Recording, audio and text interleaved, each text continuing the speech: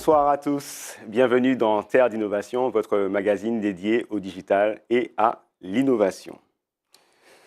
Dans nos îles, nous faisons face à des défis uniques. La congestion, les embouteillages, la gestion des ressources et la résilience face aux risques climatiques. Aujourd'hui, nous allons découvrir comment la technologie peut être une alliée puissante pour résoudre ces problèmes. Comment le numérique peut rendre nos villes plus faciles à vivre, plus intelligentes, plus résilientes et surtout plus durables. C'est le pari de la Smart City, la ville intelligente. Pour décrypter ce futur, nous avons deux experts en plateau. Tout d'abord, Benjamin Delage, bonsoir. Bonsoir Manuel. Vous êtes responsable des solutions à destination des entreprises chez SFR Caraïbes.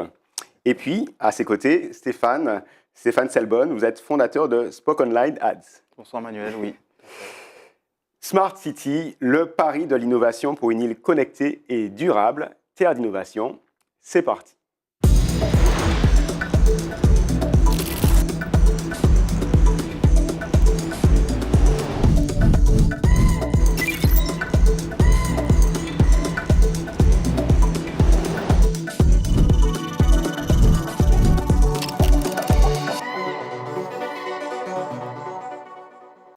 Bonsoir Stéphane, est-ce que vous pouvez vous représenter très rapidement et puis présenter Spoke Online Ads? Bonsoir Manuel, Stéphane Selbonne. Je suis fondateur de Spoke Online ADS, qui est une société qui développe aujourd'hui des abribus connectés et qui s'est spécialisée dans le design de mobilier urbain. Très bien. Même question pour vous, Benjamin Delage. Alors, je suis en charge d'élaborer tout un portefeuille de solutions à destination des entreprises, des administrations, toute technologie, donc les réseaux mobiles, les réseaux fixes, la téléphonie, plein de technologies. Très bien. Alors, aujourd'hui, on va parler de ville intelligente, de Smart City en anglais. Alors, on n'a pas forcément des connaisseurs chez tous nos téléspectateurs. C'est un terme qui est quand même complexe. Qu'est-ce qu'on entend par Smart City, par ville intelligente? Tout d'abord, c'est un terme qui est beaucoup galvaudé aujourd'hui, mais qui a un sens en fait sur nos territoires. Je dirais que la Smart City, c'est la réponse technologique à des contraintes de la vie de tous les jours, dans la ville, par exemple. Dans la cité. Tout simplement, par exemple, l'information voyageur. Comment donner accès à un flot d'informations utiles en temps réel et au moment où on le souhaite. Quand arrive mon bus, par exemple. Ouais. Par exemple, le bus, mais pas que. On a des contraintes chez nous, dans nos îles, des contraintes liées à l'insularité. Et on pourrait, par exemple, avoir envie de savoir si on a un tremblement de terre, où sont les points hauts, où se réfugier. Et ces informations ne sont pas forcément disponibles au moment où on a ces problématiques. Très bien. Benjamin Delage, le mot-clé d'une ville intelligente, c'est la connexion. Alors vous offrez des solutions d'Internet des objets, IoT, donc IoT. Qu'est-ce que c'est, en des mots simples, et pourquoi c'est une brique essentielle pour construire justement ces solutions de ville intelligente? Alors effectivement, on parle beaucoup de l'IoT, de l'Internet des objets. Avant, on connectait les personnes. Maintenant, on va beaucoup plus connecter les objets qui sont beaucoup plus massifs, qui communiquent différemment, et du coup, ça entraîne des technologies, des réseaux qui sont un peu différents. C'est peut-être moins de données, mais beaucoup plus d'objets. Et donc, pour ça, on a besoin toujours de réseaux. Donc, nous, on est opérateur, naturellement, depuis l'historique aux Antilles-Guyane, avec des nouvelles technologies, des nouveaux réseaux, pour effectivement connecter ces réseaux, être le tuyau pour collecter cette donnée qui est beaucoup plus éparpillée et en faire plein d'usages, plein d'applications. Alors, parmi ces réseaux, il y a le LTE-M que vous proposez. Qu'est-ce que c'est que cette technologie? Alors, le LTE-M, nous, SFR Caraïbes, on est un opérateur mobile, ça tout le monde le sait, qu'on propose de la technologie mobile, 2G, 3G, 4G, 5G. Et nous, on a pu allumer sur notre réseau toute une nouvelle couche, un nouveau réseau, qui a toutes ces fonctionnalités spécifiques pour l'Internet des objets. Donc, c'est une nouvelle technologie qu'on a pu allumer et hop, on couvre toutes les Antilles, toute la Guyane, avec des fonctionnalités d'économie de la batterie, de meilleure couverture pour aller chercher des objets qui sont encore plus loin, dans les campagnes, dans les sous-sols, dans les parkings. Et c'est tout ça qui permet enfin, Voilà, il y a d'autres possibilités, d'autres technologies. Mais on facilite tout ça, d'imaginer plein de cas d'usage. Et évidemment, la Smart City qui a plein de cas d'usage pour rendre effectivement certains usages plus intelligents. Alors, on va s'intéresser justement à Spoken Line ADS. Donc, vous disiez que vous commercialisez notamment des abribus connectés. Avant d'en parler, quand on échangeait hors antenne, vous disiez qu'il y a peut-être un héritage colonial, un héritage passé des routes qui sont pensées peut-être pour le transfert des marchandises et pas pour le citoyen.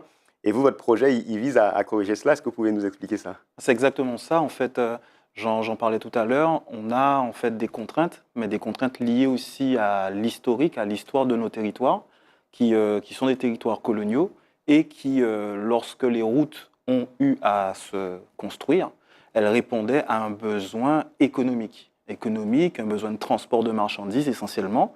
Et ça correspondait à une réalité qui n'est plus la même aujourd'hui, puisque aujourd'hui on vit sur le territoire, les citoyens ont besoin de se déplacer, ont besoin d'informations.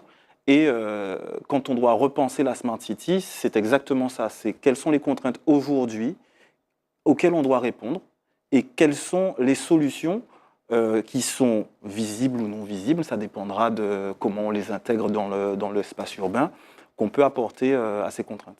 Alors, avant de découvrir les abribus connectés, je trouve toujours intéressant d'avoir la mise en avant un peu des profils. Donc, vous, quelle est cette genèse de ce projet pour la ville intelligente? Alors, vous êtes de Guadeloupe.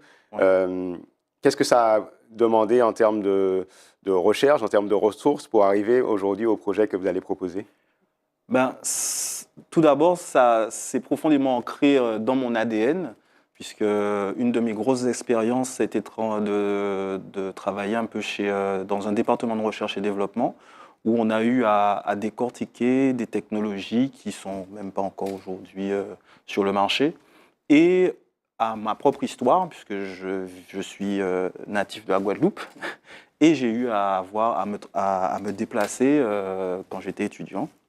Et donc, quand je suis rentré en Guadeloupe, j'ai constaté qu'on n'avait pas tant avancé que ça.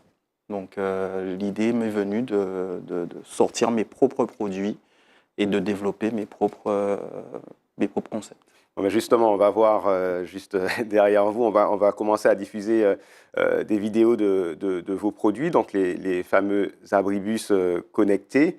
Est-ce que vous pouvez présenter voilà, ces produits que vous allez, je crois, bientôt commercialiser, qu'on verra bientôt? Écoutez, effectivement, le déploiement est en cours. On répond à des contraintes très, très simples en réalité. L'affichage et la disponibilité de l'information voyageur sur le territoire en temps réel, mais aussi à des problématiques de temps. Nos abribus sont solaires, autonomes en énergie, et donc permettent, avec des capteurs, donc c'est le pendant un petit peu qu'on a avec les opérateurs et qu'on peut avoir avec les opérateurs, avec des capteurs qui permettent de détecter rapidement certaines anomalies atmosphériques, certaines anomalies environnementales. Donc pour bien comprendre, ça apporte du confort aux citoyens, ça lui apporte de l'information, et en même temps vous récoltez aussi des informations qui sont utiles pour la cité, pour la ville. Très utile, effectivement. Je donne un exemple très simple. On a des rivières un peu partout. Lorsqu'on a une pluviométrie importante, on peut anticiper, donc via des algorithmes de prédiction-correction, la montée des eaux à certains endroits et pouvoir justement informer les institutions publiques pour pouvoir avoir des idées sur l'aménagement du territoire et notre aménagement futur. D'accord.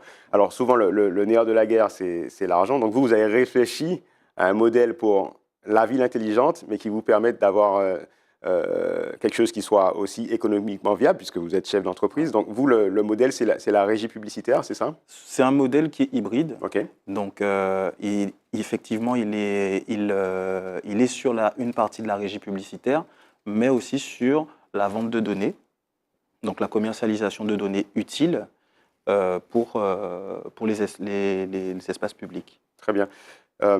Est-ce que le projet que l'on a vu là, il est déjà déployé ou il y a des projets de déploiement? Alors, il y a un projet de déploiement qui est en cours actuellement Et aujourd'hui, on a commencé à relever en fait l'ensemble des données sur le terrain et des lieux d'implantation pour pouvoir avoir comme je disais tout à l'heure, une implantation qui soit cohérente avec le besoin. Très bien. Parce que tout espace n'a pas vocation à être connecté. Voilà. Alors, c'est un sujet qui n'est pas évident. Est-ce qu'on peut, alors là, on a eu quelques exemples avec cet abribus connecté. Est-ce qu'on peut prendre, Benjamin, d'autres exemples de justement ce que cette connexion, ce que ce réseau LTE-M permet dans la vie de tous les jours? Par exemple, dans le secteur agricole, est-ce que vous avez un exemple de ce que cela permet d'apporter? Oui, bien sûr. Nous, quand on a ouvert le réseau, on a des cas d'usage qui sont naturellement venus à nous sur notre réseau. Et typiquement, il y a tout le monde de la banane hein, qui doit beaucoup mieux maîtriser, notamment son irrigation. Il doit savoir, je ne suis pas spécialiste, mais il doit savoir quand arroser, pas arroser évidemment. Et tout ça, ça passe par des stations météo qui sont disséminées à droite à gauche pour la pluviométrie, pour la température. Voilà, ça leur permet d'avoir beaucoup plus de visibilité, d'être beaucoup plus efficace. Donc ça, c'est un des cas d'usage qu'on a vu arriver. Les traceurs GPS aussi pour pouvoir savoir où sont des véhicules. Voilà, exactement. On essaie nos partenaires, nos clients essaient de connecter un maximum de véhicules, des bateaux, des motos, des voitures. Malheureusement, la réalité, c'est qu'il y en a beaucoup qui sont volés. Et c'est là où on peut les voir arriver dans des sous-sols, dans des parkings. Et donc là, on arrive à remettre la main dessus et savoir où ils sont avec ce fameux réseau LTE-M. Alors, moi, j'ai été aussi très heureux de voir qu'il peut y avoir un impact aussi sur la gestion des déchets. On va regarder une petite vidéo et puis on revient ensemble pour la commenter. Je suis Dominique Jérémy, je suis la représentante locale Martinique de Citeo. Dans le cadre de son partenariat avec les EPCI de Martinique, Cap Nord, la CACEM et l'Espace Sud, Citeo équipe actuellement les bornes de collecte des emballages en métal et en carton, des bouteilles et flacons en plastique et de tout le papier d'une part, et des emballages en verre d'autre part, de sondes EOS de la société Elliott. À date, 1200 sondes ont été déployées. Celles-ci sont connectées entre elles grâce au réseau LTE-M de SFR Caraïbes. Elles permettent aux collectivités de connaître en temps réel le taux de remplissage de leurs bornes. Les camions de collecte ne sortent que lorsque les bornes sont pleines. Ce dispositif démontre l'intérêt que représente un projet d'Internet des objets. Gain de temps, réduction de la consommation de carburant, donc maîtrise des coûts. En plus, c'est une meilleure qualité de service pour les usagers avec des bornes qui ne débordent plus. À terme, ce seront 2400 bornes qui seront équipées de ce dispositif sur le territoire. Des projets équivalents seront également mis en œuvre en Guadeloupe. Alors Benjamin Delage, on a vu ce témoignage. Où est-ce qu'on en est aujourd'hui? Est-ce que les collectivités se sont emparées de cette technologie? On a vu là pour la gestion des déchets, mais on sait que la gestion de l'eau, que ça soit en Martinique et notamment en Guadeloupe, c'est un vrai enjeu. Où est-ce qu'on en est sur justement l'appropriation de ces technologies pour le mieux-être et ces fameuses villes intelligentes qui sont aussi économes et écologiques? Ouais. C'est une réalité. Hein. Le reportage qu'on a vu maintenant, le projet est déployé. Il y a un pendant en Guadeloupe. Et ça, c'était vraiment le projet typique de l'innovation qui était bloqué. C'est-à-dire qu'il y avait un projet qu'on avait vu évidemment plein de fois en métropole et qui ne pouvait pas venir aux Antilles parce qu'il n'y avait pas le réseau. Ils sont venus nous chercher, on a discuté, on aime bien les challenges, on a lancé ça assez vite. Et voilà, le projet s'est déployé. Je pense que tout le monde peut les voir en Martinique et en Guadeloupe. Toutes ces poubelles connectées pour voir le niveau de remplissage. Et c'est totalement effectif. Il y en a 2500 maintenant. Et il y a un vrai gain pour la population, pour les collectivités. Donc ça, c'est vraiment très parlant comme cas d'usage et c'est une réalité parmi les autres qu'on a pu voir. Oui. Alors Stéphane, tout à l'heure, vous parliez du fait effectivement que sur nos îles, Martinique, Guadeloupe, on est soumis à des risques sismiques, des risques cycloniques, des fortes pluies. Est-ce que vous avez d'ailleurs connaissance de projets qui permettent, avec la ville intelligente, avec des capteurs, de pouvoir faire de la prévention de ces intempéries? Est-ce que vous avez des projets, vous, par rapport à cela? Est-ce que vous avez pu voir, parce que je sais que vous voyagez aussi, des cas concrets dans d'autres territoires où on est capable justement de faire de la prévention grâce à ces technologies? Il y en a tout près de chez nous, en Dominique, il y en a à Singapour, Il y a des cas d'usage très poussés à Barcelone, où d'ailleurs on a le MWC qui est le Mobile World Congress, où plusieurs professionnels viennent exposer en fait leurs innovations. Et moi j'ai tendance à dire que quand on arrive à développer des cas d'usage sur nos territoires, ils sont exportables et duplicables partout, parce qu'on a vraiment toutes les contraintes. On n'est pas forcément dans des extrêmes, mais le monde n'est pas fait d'extrêmes. Et donc, tout ce qui est anticipation sismique, risques environnementaux, on a les moyens, en fait, en Guadeloupe, en Martinique, dans les Antilles, de développer des solutions qui répondent à ces contextes un peu particuliers. Très bien. Alors, on a quand même cette question des données. Tous les jours, on voit qu'il y a des fuites de données, les enjeux sur la cybersécurité. Comment vous, à SFR, vous adressez cette problématique? Est-ce que d'ailleurs, elle est valable de se dire de sécuriser toutes ces informations sensibles qui potentiellement sont en train de circuler?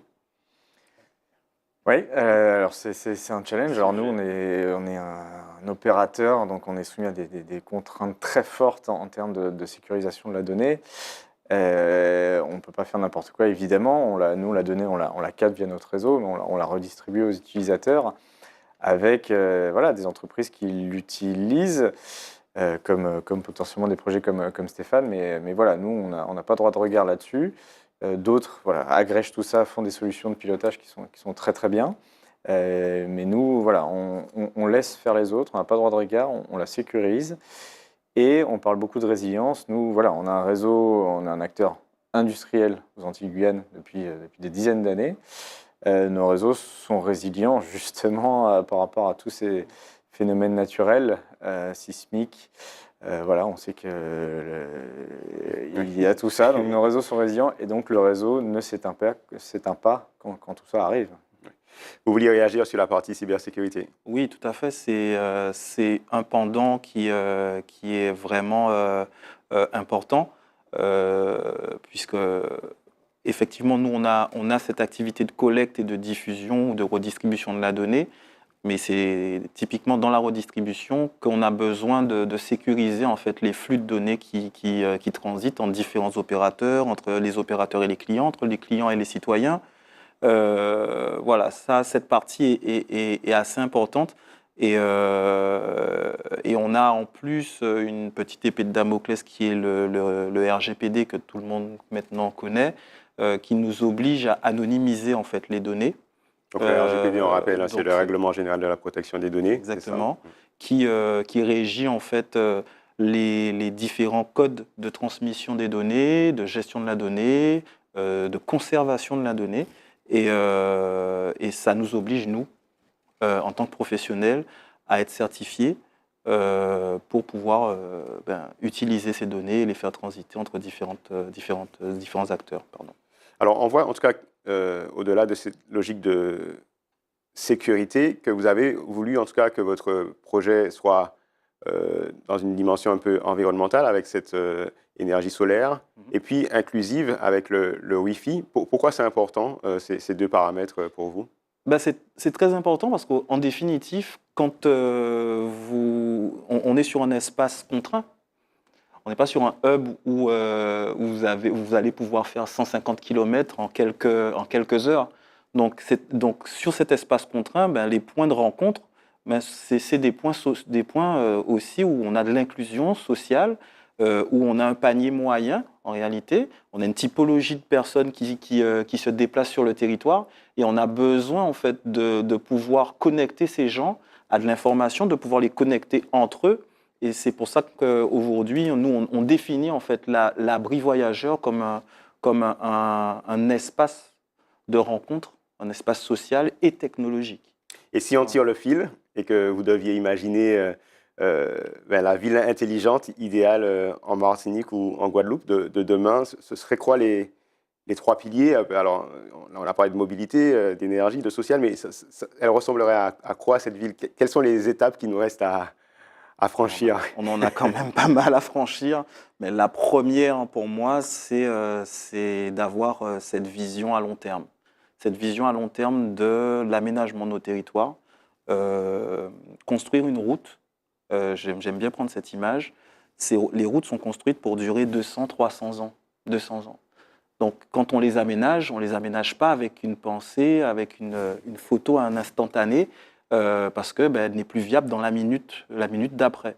Donc, l'idée, c'est ma vision, c'est que nos politiques, entre guillemets, transcendent en fait l'étape du simple mandat, voilà, et aient une action prolongée sur le long terme pour nous permettre aux générations futures en fait, de pouvoir profiter de ces installations et de ces infrastructures. Parce qu'en réalité, la problématique, elle est là. OK. Votre projet, il est technologique. Il est en Guadeloupe. Peut-être qu'il va voyager dans la Caraïbe, on vous le souhaite. Est-ce qu'il y a aujourd'hui déjà une ambition pour de la création d'emplois ou de savoir-faire locaux? Tout à fait. Avec l'arrivée de l'intelligence artificielle, on vend du cerveau et tous ceux qui vendent du cerveau sont un peu en danger. Et paradoxalement, toutes les filières comme l'électronique, l'électrotechnique vont redevenir un peu des filières phares parce qu'on en aura besoin. Je donne un exemple simple pour encore mettre en relief ce que je disais tout à l'heure. Nos cartes électroniques, il faut qu'elles soient tropicalisées. C'est un terme qu'on n'emploie plus, mais c'est juste un vernis technique qu'on met sur nos cartes pour qu'elles puissent résister à l'air salin, par exemple, et aux intempéries, donc à la corrosion. Donc tout ça, ça remet un peu en valeur certaines filières qui d'ailleurs n'existent même plus. Et donc oui, nous, on recherche des compétences comme celle-là en local. Très bien. Benjamin, vous, de votre côté, on voit que finalement, l'opérateur est un maillon de la chaîne que vous devez réussir à finalement apporter des solutions aux entrepreneurs, potentiellement bien travailler aussi avec les collectivités. Comment se pense justement tout ce schéma aujourd'hui? C'est quoi les conditions de succès de la ville intelligente et notamment des réseaux mobiles et LTEM notamment? C'est effectivement très, très multifactoriel. C'est la formation, c'est le financement, c'est les politiques locales. Et nous, au milieu de tout ça, on essaie d'amener notre brique. Et nous, c'est stimuler l'écosystème. Tout seul, on aura un réseau vide, donc on fera rien. Donc on essaye d'accompagner au mieux, voilà, de booster l'écosystème pour que la mayonnaise prenne et que collectivement tout le monde se lance dans les cas d'usage, dans la chaîne de valeur, tout le monde trouvera sa place parce que ça peut rapporter, c'est viable. Et que des initiatives se lancent et des entreprises se lancent et viennent de métropole, soient créées localement évidemment. Donc voilà, on espère être un maillon, une couche basse dans tout cet écosystème en amenant un réseau de LTEM pour les objets connectés. Et j'avais cette question pour Stéphane Selbonne au niveau des compétences. Quand on entend que l'on peut effectivement surveiller des surfaces agricoles ou qu'on peut suivre des véhicules, je trouve ça personnellement intéressant, mais il y a des compétences techniques. Aujourd'hui, comment un opérateur accompagne? Est-ce que c'est vous qui accompagnez? Est-ce qu'il y a des prestataires aussi? Est-ce qu'il y a un écosystème aussi? Comment ça se passe? Alors nous, on est un peu une grosse machine industrielle, donc on n'est pas parfois à la finesse. Donc on a en face de nous des gens qui sont spécialistes dans chaque cas d'usage et qui sont bien meilleurs que nous et qu'on accompagne en expliquant la technologie, en les accompagnant, c'est bête, mais commercialement. Il faut qu'ils puissent s'y retrouver, donc on ne veut pas les assommer, on veut les accompagner évidemment. Donc on discute beaucoup, on communique sur notre technologie, sur notre présence, on réexplique en permanence qui on est et ce qu'on fait. Et il y a du répondant, donc ça rassure. On a un acteur qui est là depuis longtemps et qui sera là toujours. Donc les gens se disent ok, on y va, on lance du business là-dessus et ça ça crée des voies, ça crée des entreprises. Et en termes de coût, c'est le coût d'un abonnement mobile ou ça n'a rien à voir? C'est quoi le niveau de Non, tarification? heureusement, on parle de coûts très bas parce qu'on les veut massifs, les déploiements. Donc on peut pas connecter pour 5 ou 10 euros, 20 euros le prix d'un forfait mobile. Ça se veut très, très bas coût pour justement espérer connecter des centaines et des milliers d'objets. Très bien. Ça, c'est notre mission. Stéphane, qu'est-ce qu'on peut vous souhaiter pour la suite?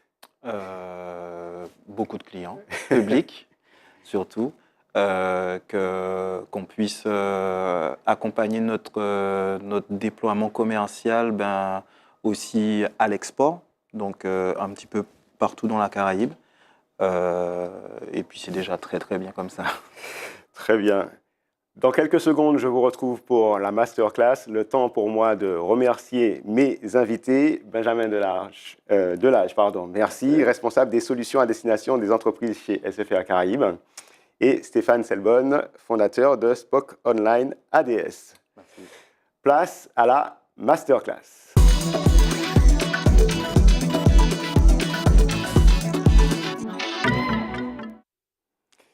Nous avons découvert qu'il y a aujourd'hui des réseaux et toute une intelligence autour des objets connectés pour rendre la ville intelligente. Mais vous savez que vous pouvez aussi utiliser ces objets connectés pour vous-même en tant que particulier, notamment pour votre maison. Alors évidemment, il y a beaucoup de solutions, notamment des solutions locales, mais il y a deux mastodontes sur la gestion des objets connectés, Apple Home et Google Home. Et je vous présente ces deux solutions. Ici, on est sur Apple Home, App Maison. Et donc, en fait, pour ceux qui sont fans d'Apple, vous allez pouvoir, à partir de votre ordinateur, à partir de votre tablette, à partir de votre smartphone, à partir de votre montre connectée, diriger, maîtriser un certain nombre d'accessoires à votre domicile, que ce soit l'éclairage, que ce soit pour la sécurité, que ce soit pour le confort, que ce soit pour les accès. Et c'est la même chose du côté de Google, où vous avez Google Home. Donc là, vous êtes plutôt dans le monde Android. Et c'est la même chose avec votre téléphone, votre ordinateur, votre tablette. Vous allez pouvoir également gérer des systèmes d'éclairage, des systèmes de sécurité, l'énergie, le divertissement. Et donc tous ces systèmes sont déjà en place. Vous pouvez vous équiper. Il faut savoir qu'avec l'avènement de l'intelligence artificielle, vous allez avoir de plus en plus de services intelligents qui vont se développer pour contrôler votre maison. Voilà, Terre d'innovation, c'est fini pour ce soir. Je vous remercie d'avoir suivi l'émission avec beaucoup d'intérêt. Merci à David Torres et Johan Constant pour la réalisation. Je vous donne rendez-vous lundi prochain à 20h10 ou à 23h30. Et puis, d'ici là, restez connectés sur les réseaux sociaux de Zidata. Bye bye.